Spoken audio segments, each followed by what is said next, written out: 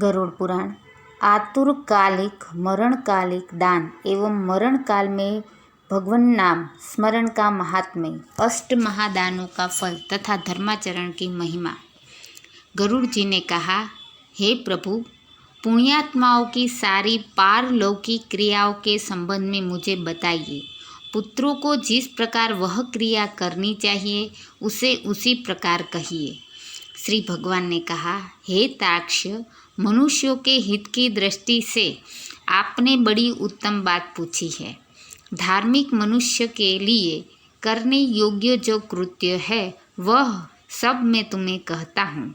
पुण्यात्मा व्यक्ति वृद्धावस्था के प्राप्त होने पर अपने शरीर को व्याधिग्रस्त तथा ग्रहों की प्रतिकूलताओं को देखकर और प्राणवायु के नाद न सुनाई पड़ने पर अपने मरण का समय जानकर निर्भय हो जाए और आलस्य का परित्याग कर जाने अनजाने किए गए पापों के विनाश के लिए प्रायश्चित का आचरण करे। जब आतुर काल उपस्थित हो जाए तो स्नान करके सालग्राम स्वरूप भगवान विष्णु की पूजा कराए। गंध, पुष्प, कुमकुम, तुलसी दल, धूप, दीप तथा बहुत से मोदक आदि नैवेद्यों को समर्पित करके भगवान की अर्चा करें और विप्रों को दक्षिणा देकर नैवेद्य का ही भोजन कराए तथा अष्टाक्षर अथवा द्वादशाक्षर मंत्र का जप करे। भगवान विष्णु और शिव के नाम का स्मरण करे और सुने। भगवान का नाम कानों से सुनाई पड़ने पर वह मनुष्य के पाप को नष्ट करता है। रोगी के समीप आकर बांधवों को शोक नहीं करना चाहिए। प्रत्युत मेरे पवित्र नाम का बार बार स्मरण करना चाहिए। विद्वान व्यक्ति को मत्स्य, कूर्म, वराह, नरसिंह, वामन, परशुराम, राम, कृष्ण, बुद्ध और कल्कि इन 10 नामों का सदा स्मरण कीर्तन करना चाहिए। जो व्यक्ति रोगी के समीप उपयुक्त नाम का कीर्तन करते हैं वे ही उसके सच्चे बांधव कहे गए हैं। कृष्ण, यह मंगलमय नाम जिसकी वाणी से उच्चारित होता है उसके करोड़ों महापातक तत्काल भस्म हो जाते हैं। मरणासन अवस्था में अपने पुत्र के बहाने से नारायण नाम लेकर अजामिल भी भगवान राम को, भगवान धाम को प्राप्त हो गया, तो फिर जो श्रद्धापूर्वक भगवान के नाम का उच्चारण करने वाले हैं उनके विषय में क्या कहना। दूषित चित्तवृत्ति वाले व्यक्ति के द्वारा भी स्मरण किए जाने पर भगवान उसके समस्त पापों को नष्ट कर देते हैं। जैसे अनिच्छापूर्वक भी स्पर्श करने पर अग्नि जलाता ही है।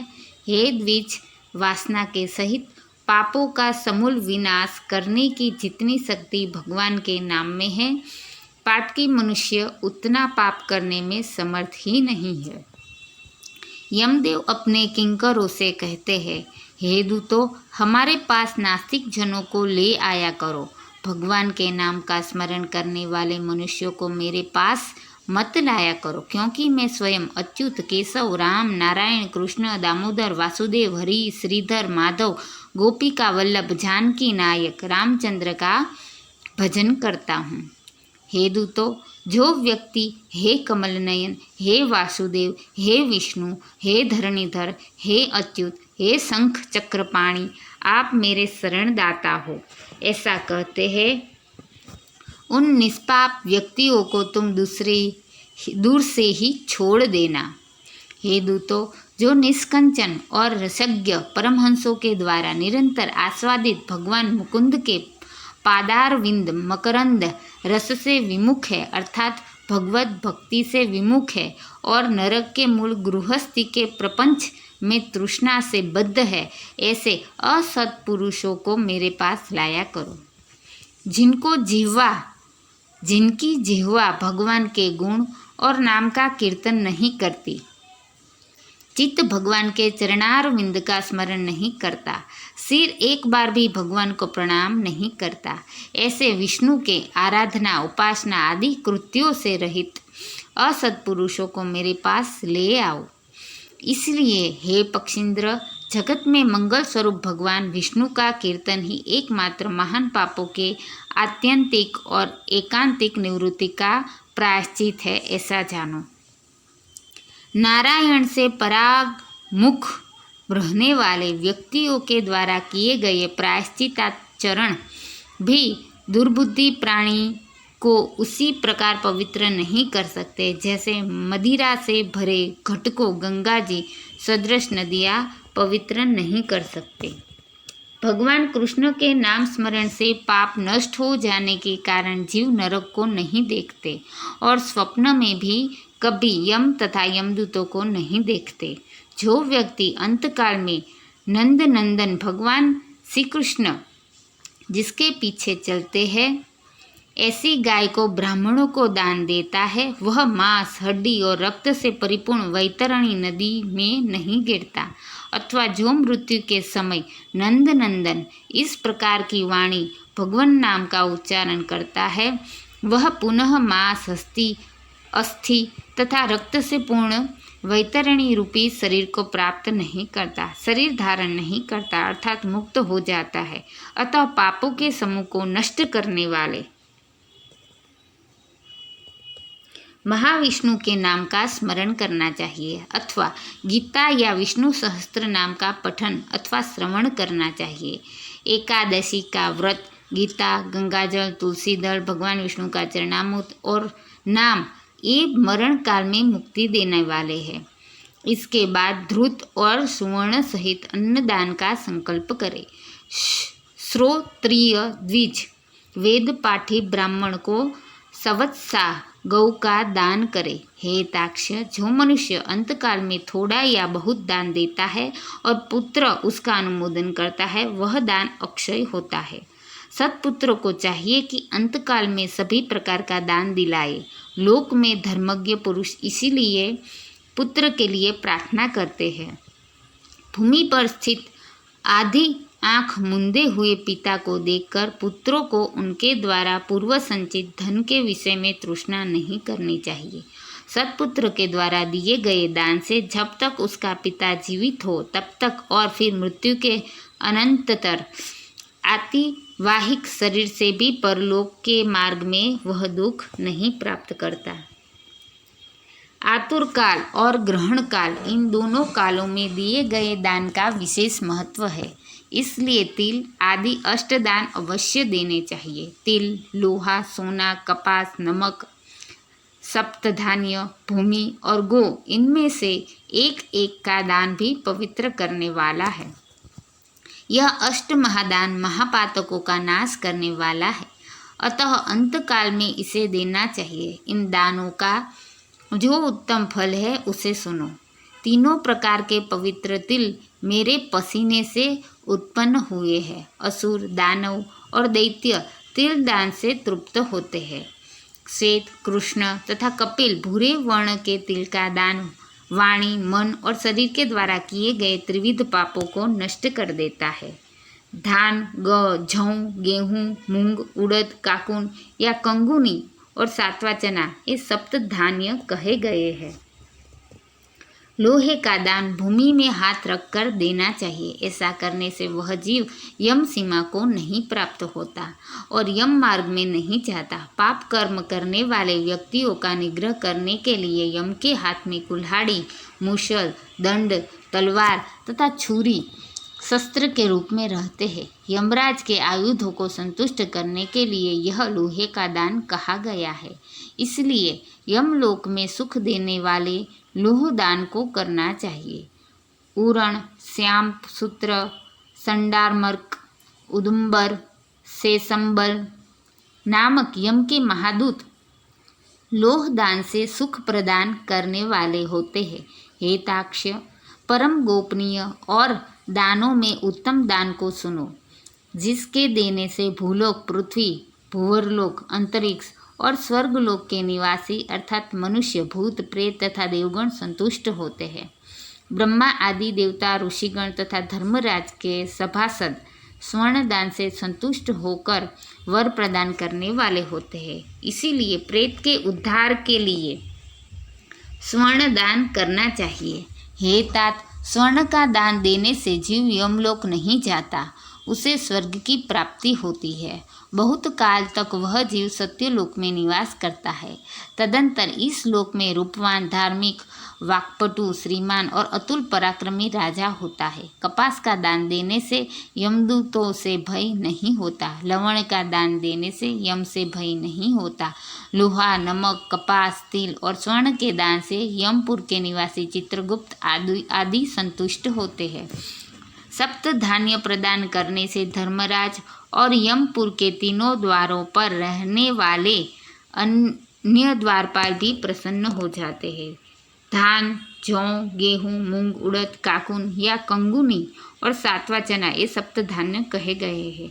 जो व्यक्ति गोचर मात्र भूमि विधान पूर्वक सत्पात्र को देता है, वह ब्रह्म हत्या के पाप से मुक्त होकर पवित्र हो जाता है। ऐसा मुनीश्वरों ने देखा है।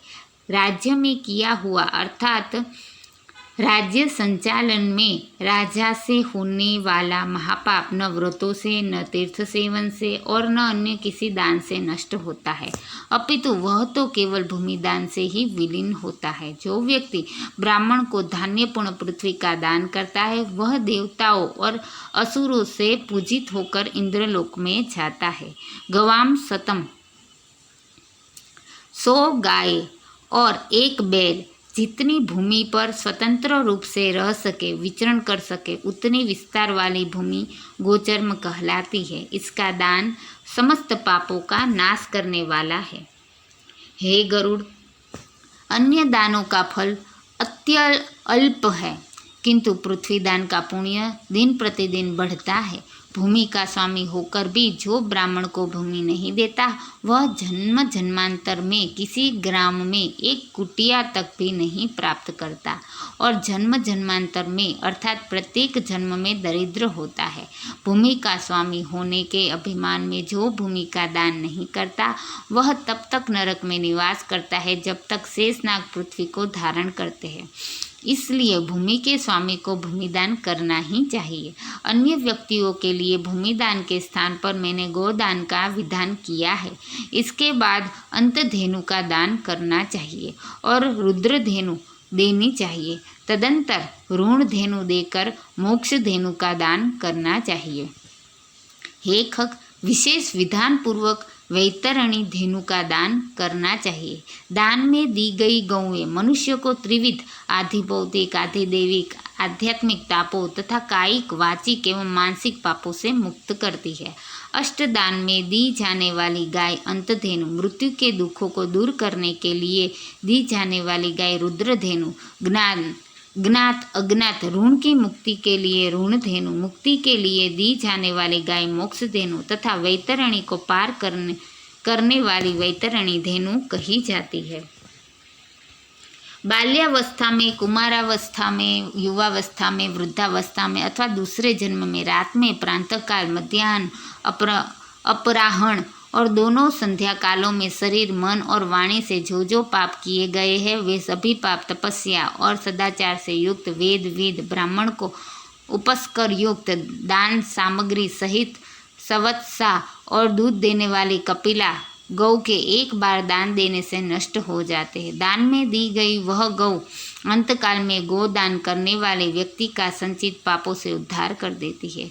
स्वस्थ चितावस्था में दी गई एक गौ, आतुरावस्था में दी गई 100 गौ और मृत्यु काल में चित्त विवर्जित व्यक्ति के द्वारा दी गई 1000 गौ तथा मरणोत्तर काल में दी गई विधि पूर्वक 1,00,000 गौ के दान का फल बराबर ही होता है। यहाँ स्वस्थावस्था में गौ दान करने का विशेष महत्व बतलाया गया है। तीर्थ में सत्पात्र को दी गई एक गौ का दान 1,00,000 गोदान के तुल्य होता है।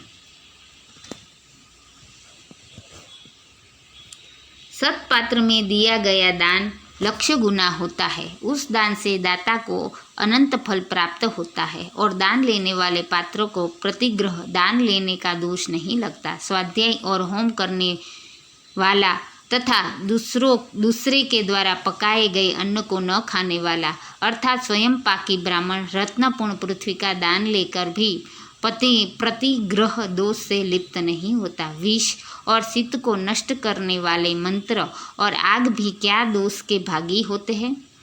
अपात्र को दी गई वह गौ दाता को नरक में ले जाती है और अपात्र प्रतिग्रहिता को 101 पीढ़ी के पुरुषों के सहित नरक में गिराती है। इसलिए अपने कल्याण की इच्छा करने वाले विद्वान व्यक्ति को अपात्र को दान नहीं देना चाहिए। एक गौ एक ही ब्राह्मण को देनी चाहिए। बहुत ब्राह्मणों को एक गौ कदापि नहीं देनी चाहिए।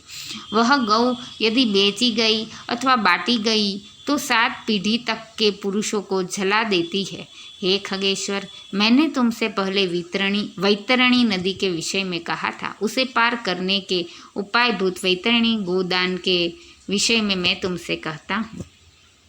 काले अथवा लाल रंग की गौ को सोने के सींग, चांदी के खुर और कांसे के पात्र की दोहनी के सहित 2 काले रंग के वस्त्रों से आच्छादित करे।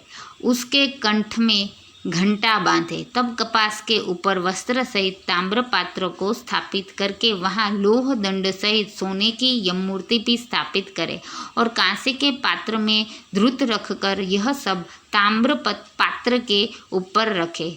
ईख की नाव बनाकर और रेशमी सूत्र से उसे बांधकर भूमि पर गड्ढा खोदे एवं उसमें जल भरकर वह ईख की नाव उसमें डाले। उसके समीप सूर्य की देह से उत्पन्न हुई धेनु को खड़ी करके शास्त्र विधि विधान के अनुसार उसके दान का संकल्प करे। ब्राह्मणों को अलंकार और वस्त्र का दान दे तथा गंध, पुष्प, अक्षत आदि से विधान पूर्वक गौ की पूजा करे। गौ की पूंछ को पकड़ करके ईख की नाव पर पैर रखकर ब्राह्मण को आगे करके इस मंत्र को पढ़े। हे जगन्नाथ, हे शरणागत वत्सल, भवसागर में डूबे हुए शोक संताप की लहरों से दुख प्राप्त करते हुए जनों के आप ही रक्षक है। हे ब्राह्मण श्रेष्ठ विष्णु रूप भूमिदेव, आप मेरा उद्धार कीजिए। मैंने दक्षिणा के सहित यह वैतरणी रूपिणी गौ आपको दिया है। आपको नमस्कार है। मैं महाभयावह यम मार्ग में 100 योजन विस्तार वाली उस वैतरणी नदी को पार करने की इच्छा से आपको इस वैतरणी गौ का दान देता हूँ। आपको नमस्कार है। हे वैतरणी धेनु, हे देवेशी, यम द्वार के महामार्ग में वैतरणी नदी को पार कराने के लिए आप मेरी प्रतीक्षा करना। आपको नमस्कार है। मेरे आगे भी गौएँ हो, मेरे पीछे भी गौएँ हो, मेरे हृदय में भी गौएँ हो और मैं गौओं के मध्य में निवास करूं। जो लक्ष्मी सभी प्राणियों में प्रतिष्ठित है तथा जो देवता में प्रतिष्ठित है वे ही धेनु रूपा लक्ष्मी देवी मेरे पाप को नष्ट करे। इस प्रकार मंत्रों से भली भांति प्रार्थना करके हाथ जोड़कर गौ और यम की प्रदक्षिणा करके सब कुछ ब्राह्मण को प्रदान करे। हे खग, इस विधान से जो वैतरणी धेनु का दान करता है वह धर्म मार्ग से धर्मराज की सभा में जाता है। शरीर की स्वस्थावस्था में ही वैतरणी विषय व्रत का आचरण कर लेना चाहिए। वैतरणी पार करने की इच्छा से विद्वान को वैतरणी गौ का दान करना चाहिए। हे खग, वैतरणी गौ का दान करने से महामार्ग में वह नदी नहीं आती, इसीलिए सर्वदा पुण्य काल में गोदान करना चाहिए। गंगा आदि सभी तीर्थों में, ब्राह्मणों के निवास स्थानों में, चंद्र और सूर्य के काल में, संक्रांति में, अमावस्या तिथि में, उत्तरायण और दक्षिणायन, कर्क और मकर संक्रांतियों में, विषु अर्थात मेष और तुला संक्रांति में, व्यतिपात योग में, युगादि तिथियों में तथा अनन्यान्य पुण्य कालों में उत्तम गोदान देना चाहिए। जब कभी भी श्रद्धा उत्पन्न हो जाए और जब भी दान के लिए सुपात्र प्राप्त हो जाए वही समय दान के लिए पुण्य काल है, क्योंकि संपत्ति अस्थिर है, शरीर नश्वर है, संपत्ति सदा रहने वाली नहीं है और मृत्यु प्रतिक्षण निकट आती जा रही है। इसलिए धर्म का संचय करना चाहिए। अपनी धन संपत्ति के अनुसार किया गया दान अंतकाल फल वाला होता है। इसलिए अपने कल्याण की इच्छा रखने वाले व्यक्ति को विद्वान ब्राह्मण को दान देना चाहिए।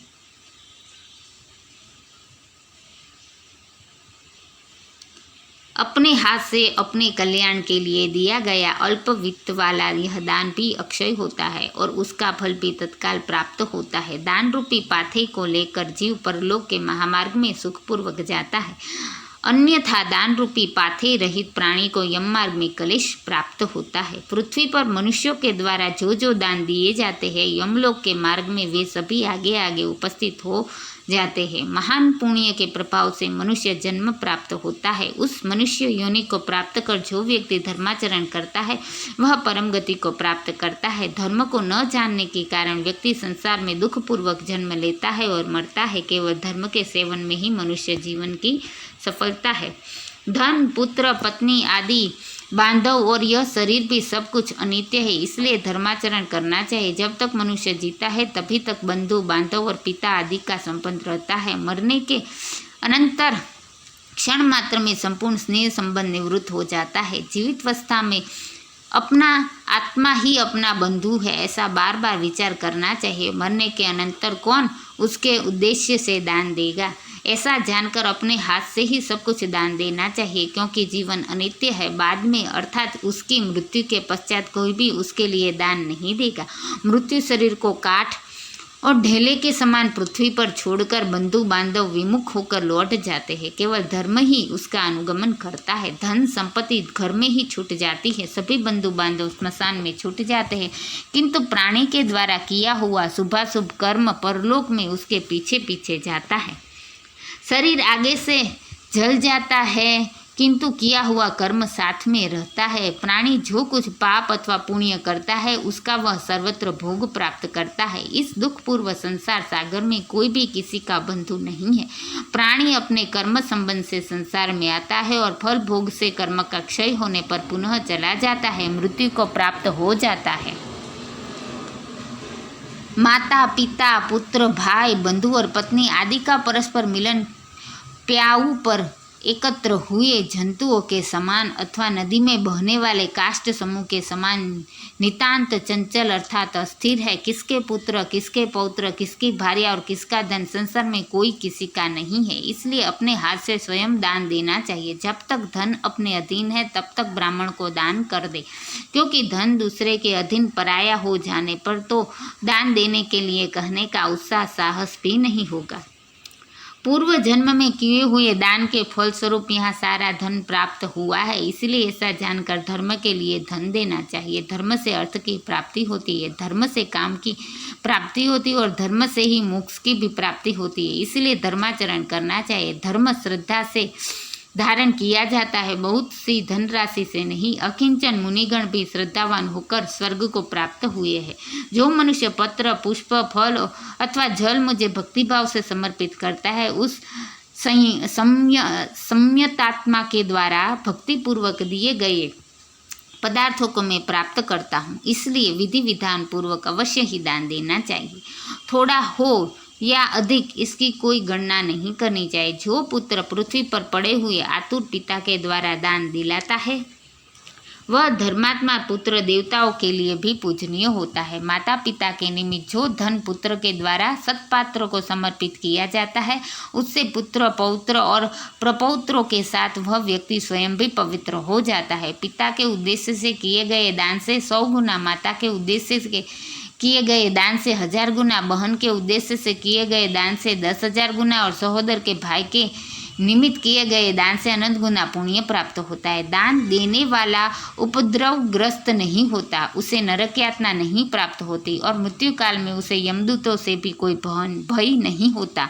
हे खग, यदि कोई व्यक्ति लोभ से आतुर काल में दान नहीं देते वे कंजूस पापी प्राणी मरने के अनंतर शोक मग्न होते हैं। आतुर काल में आतुर के उद्देश्य से जो पुत्र, पौत्र, सहोदर, भाई, सगोत्री और सुजन दान नहीं देते वे ब्रह्म हत्यारे हैं, इसमें संशय नहीं है। इस प्रकार गरुड़ पुराण के अंतर्गत सारोद्धार में आतुर दान निरूपण नामक 8वां अध्याय पूरा हुआ।